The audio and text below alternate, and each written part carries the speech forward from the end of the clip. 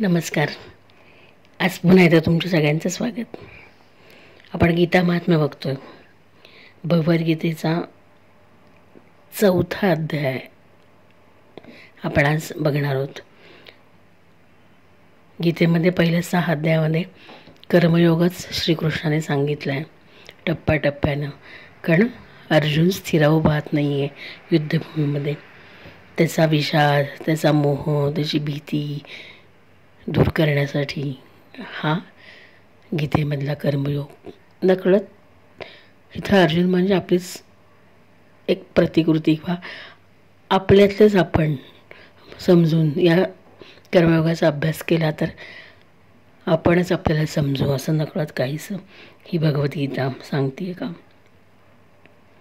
भगवान श्रीकृष्णाने गीतेत कर्माची गती फार गहन याचं सांगितलं आहे. कारण आयुष्य ही गुंतागुंतीच आहे. त्याच्यामध्ये कधी सुख आहे, कधी दुःख आहे, विरोधाभास आहे. थोडक्यात तर विरोधाभास असतानासुद्धा टिकून राहणं फार अवघड आहे. पण कर्मामध्ये वजाबाकी तर नक्कीच नाही आहे, ती फक्त बेरीजच.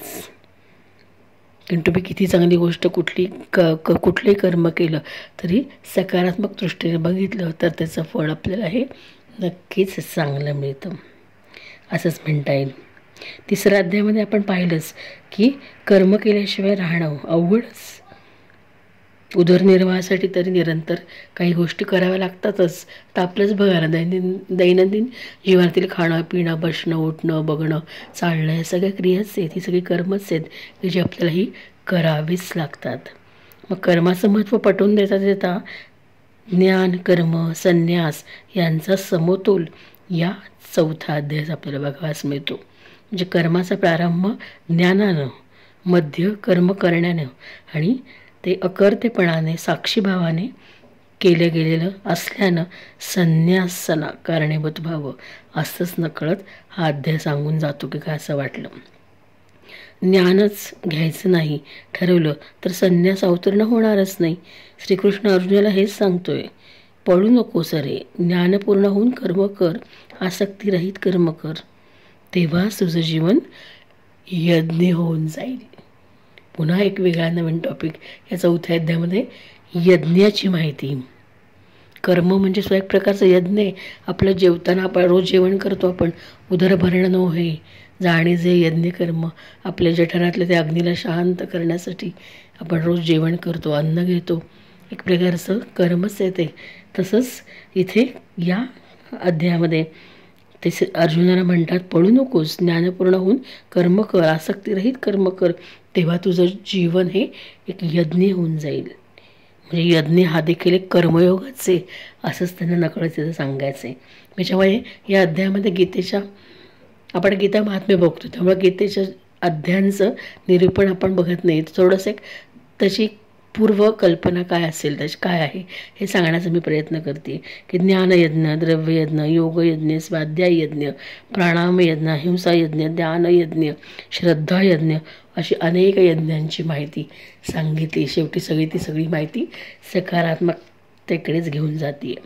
म्हणजे अर्जुनाला एवढं सांगितल्यानंतरसुद्धा अर्जुनाच्या मनामध्ये अजूनसुद्धा श्रीकृष्णाविषयी त्यांनी सांगितलेल्या उपदेशाविषयी शंका आहेच बरं का. तो म्हणतो, मी अविनाशी योग सूर्यासी कथिला, सूर्याने मनुसी म्हणून ईश्वाकुसी, परंपरेने राजर्षीचे योग समजला, तोची पुरातन योग आज मी तुला सांगतो असे कृष्ण त्याला म्हणतोय. मागच्या अध्यात्म मी सांगितलं की हा कर्मयोग हा सनातन आहे. तसंच इथे श्रीकृष्ण म्हणतोय अर्जुनाला. इथं या अध्यायाची सुरुवातच याने होते की श्रीकृष्ण म्हणतो, मी सूर्याला हा योग सांगितला, सूर्यानं मनूला सांगितला, मनुने ईश्वाकूस सांगितला आणि परंपरेने तो राजर्षीच सांगितला. पण त्यावर लगेच श्रीकृष्णाचे अर्जुनाचे म्हणणं याच्यावरती पडलं, अजून काहीतरी आहेच. तो म्हणतो, सूर्य अतिप्राचीन, मग तुम्ही त्याला उपदेश कसा केला, हे खरं कशावरून, असा संशय श्रीकृष्णावरती नकळत अर्जुन इथे व्यक्त करतोय का असं वाटलं. श्रीकृष्ण युगे मी अवतरतो स्थापना धर्मासी असं म्हणून त्याला एक उत्तर देऊन टाकतो की मी प्रत्येक युगामध्ये जन्म घेतो धर्माचं रक्षण करण्यासाठी, असं श्रीकृष्ण अर्जुनाला त्याचं उत्तर देतो. कर्म ब्रह्म समजून अर्पण करणारास ब्रह्मचे असं तो सांगतो. नकळत याच्यामध्ये आपल्याला सांगता येतं की ब्रह्मार्पण ब्रह्म हवीर ब्रह्माग्नो ब्रह्मणा हुतम ब्रह्मैव तेन गंतव्यम ब्रह्मकर्म समाधिना. कर्म ब्रह्म समजून अर्पण करणारा ब्रह्मच आहे. मनातला संशय ज्ञानाने नष्ट कर, कर्मयोगाचा अवलंब कर, युद्धास उभा राहा असे कृष्ण या अध्यायात नकळत सतत अर्जुनाच्या गळी पडवतायत, सांगतायत. जेव्हा सर्व ठिकाणी एका ब्रह्माची अनुभूती उरते तेव्हा चिंता संपेल तुझी, कर्म सहज होतील आणि ते करावे लागत नाहीत तेव्हा ते आपोआपच होतात आणि आपल्या सगळ्या क्रिया ब्रह्म होऊन जातात असं नकळत इथं श्रीकृष्ण अर्जुना सांगण्याचा प्रयत्न करतोय. 3ऱ्या अध्यायामध्ये कर्मयोगाची प्रस्तावना झाली फक्त. आता या अध्यायामध्ये त्याची साधनं कोणती आहेत याचा विचार नकळत केल्यासारखा वाटतो. या 4थ्या अध्यायामध्ये अलिप्त राहून कर्म कसं करावं याचं रहस्य श्रीकृष्णानं इथं उलगडले. या 4थ्या अध्यायामध्ये कर्मसन्यास योग. या अध्यायात कर्म करून अकर्म कसं करायचं, कर्मबंधनात कसं सापडायचं नाही, शुद्ध बुद्धीने केवळ यज्ञबुद्धीनं म्हणजेच कृतज्ञ राहून कर्म केलं तर ते विरून जातं याचा उल्लेख या अध्यायामध्ये केला आहे. तेव्हा अर्जुना तू अज्ञान संशय सगळं बाजूला ठेव, ज्ञानाने त्याचा छेद कर आणि बुद्धीने प्राप्त करून कर्माचा अधिकारी होत ते कर्म अर्पण कर. हेच श्रीकृष्ण या अध्यायात सांगत आहेत का? का वाचावा? 4था अध्याय याचं गीता महात्म्य. कर्मयोगाच्या विधीने आपण बघतोय सर्व कर्म परमात्म्याला अर्पण करतो आणि संशयाचा विवेकाने नाश करतो. त्याला कर्म बंधन करत नाहीत. कर्म ब्रह्म आहे, त्याचे फळही ब्रह्मच आहे. जसं आपण हा श्लोक चार्मिंग श्लोक आपण म्हणूया गीतेमधला, गीतेच्या या अध्यायातला महत्त्वाचा श्लोक. प्रत्येक जसं आपल्या चेहऱ्यामध्ये की काहीतरी एक छान असतं, कोणाचे डोळे छान असतात, कोणाचं नाक छान असतं, कोणाचं ओठ छान असतात, त्याचा एक चार्मिंग पीस असतो प्रत्येकाचा परमेश्वराने निर्माण केलेल्या या आपल्या स्वतःच्या शरीराचा. तसंच हे 4थ्या अध्यायाचा एक महत्त्वाचा श्लोक हा 24वा श्लोक आहे की जो मी मगाशी बोलले की ब्रह्मार्पणम ब्रह्म हवीर ब्रह्माग्नो ब्रह्मणा हुतम ब्रह्मैव तेन गंतव्यम ब्रह्म कर्म समाधिना. त्याच्यामुळे सर्व कर्म हे ब्रह्म आहेत. जेव्हा सर्व ठिकाणी एका ब्रह्माची अनुभूती उरते तेव्हा चिंता संपते आणि कर्म आपोआपच होतात. हेच नकळत या 4थ्या अध्यायामध्ये श्रीकृष्ण अर्जुनाला सांगण्याचा प्रयत्न करतोय. आणि मग 4था अध्याय का म्हणावा, का त्याचं पठण करावं याचं गीता महात्म्य आपण सांगण्याचा इथे आता प्रयत्न करतो. आता आपल्या मूळ विषयाला सुरुवात होती. इथे 4थ्या अध्यायाचं गीता महात्म्य. श्रीकृष्ण भगवान आणि लक्ष्मी माता यांच्यातला संवाद चालू आहे. बघा प्रत्येक वेळी आपल्या पत्नीला हाक मारताना तो प्रिये आदराने हाक मारतोय, प्रिये. आता मी 4थ्या अध्यायाचं महात्म्य सांगतो आणि मी आता तुम्हाला 4थ्या अध्यायाचं महात्म्य ते सांगते, ऐका. भगीरथीच्या तीरावर वाराणसी नावाचे नगर आहे. तिथे विश्वनाथाच्या मंदिरात भरत नावाचा एक योगनिष्ठ महात्मा राहत होता. तो नेहमी आत्मचिंतनात मग्न राहून श्रद्धेने गीतेच्या 4थ्या अध्यायाचे पठण मनन करीत होता. त्यामुळे त्याचं अंतःकरण निर्मळ झालं आणि तो शीतोष्णादी द्वंद्वांनी कधी दुःखी होत नसे.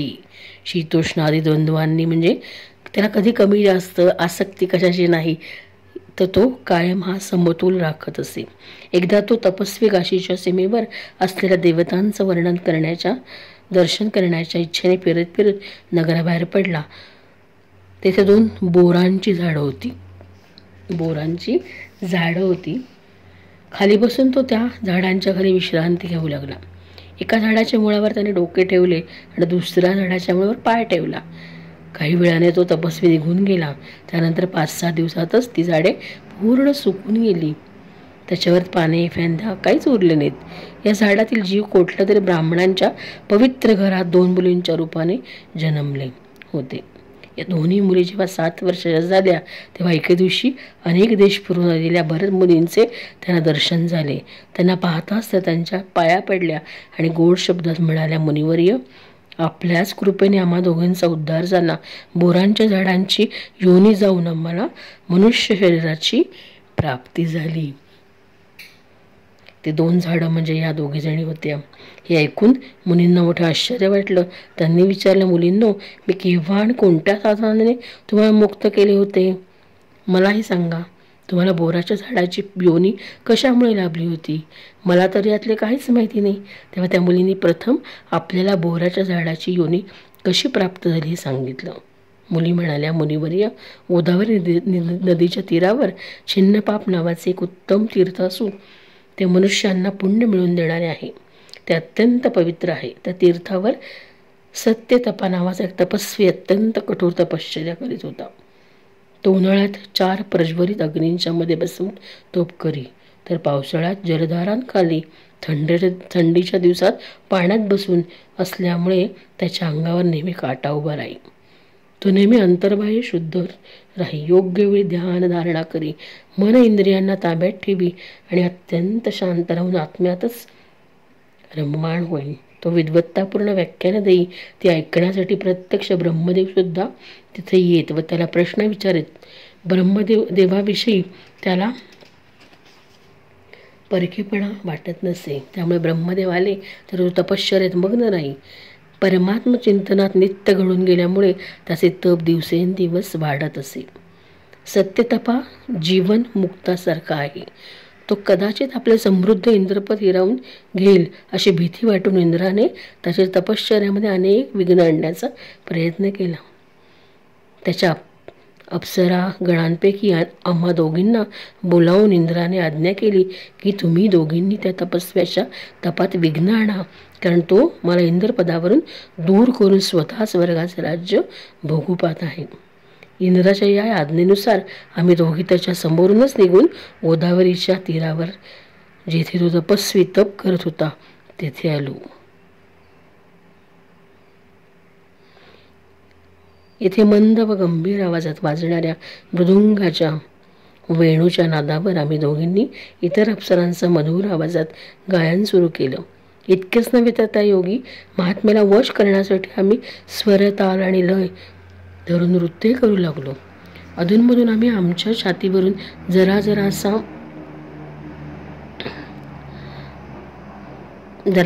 अंग प्रदर्शन करीत असू आणि आम्हा दोघींचे वागणे कामभावाचे उद्दीपन करणारे होते आणि त्यामुळे या निर्विकार चित्तवृत्तीच्या महात्म्यासही मनात क्रोध उत्पन्न झाला. ते हातात पाणी घेऊन त्यांनी शाप दिला दोघींना की मूर्ख पोरींनो, तुम्ही गंगेच्या तीरावर बोरीची झाडे व्हा.